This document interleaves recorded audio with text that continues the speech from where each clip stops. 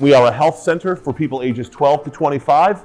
We have therapists, we have doctors and nurses, we have a WIC office, we even have a store in the basement where if you keep your appointments, you can go down and get some things that you might need for your household or your baby or your child or whatever you want. Today's event was an improv workshop, and it was basically designed for beginners or first-timers. What improvisational acting is to me, and what I'm hoping it can be for all of you, is not just a way to have fun and to entertain or to be entertained. While it's great for that, I'd also love to see us be able to use it to create. It was all about just kind of relieving stress and relieving anxieties and just having fun, laughing, talking, thinking on our feet, and just discussing different topics, whether they were serious or frivolous. Noelle, you don't look good today.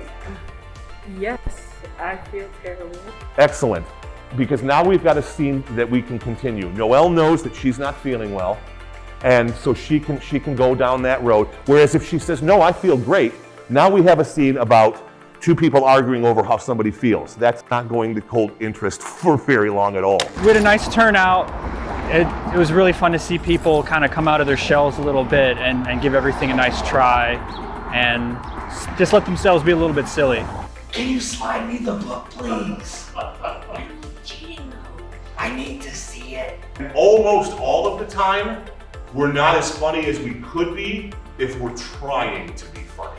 I saw this email came through from the Ann Arbor Public School talking about this improv acting event. I thought it would be a cool thing to bring my kids to so they could maybe, get out of their shell a little bit. Pick somebody mentally, quietly yourself, somebody who's your knight and somebody who is your dragon. Nothing personal, but you want to keep your knight between you and your dragon at all times. It was really funny because you didn't know who was your knight, who's each other's knights and dragons. Two lines of people facing each other will take turns. The first one who starts with help has a problem that they need solved. And something that can be solved. Help. I lost my shoe.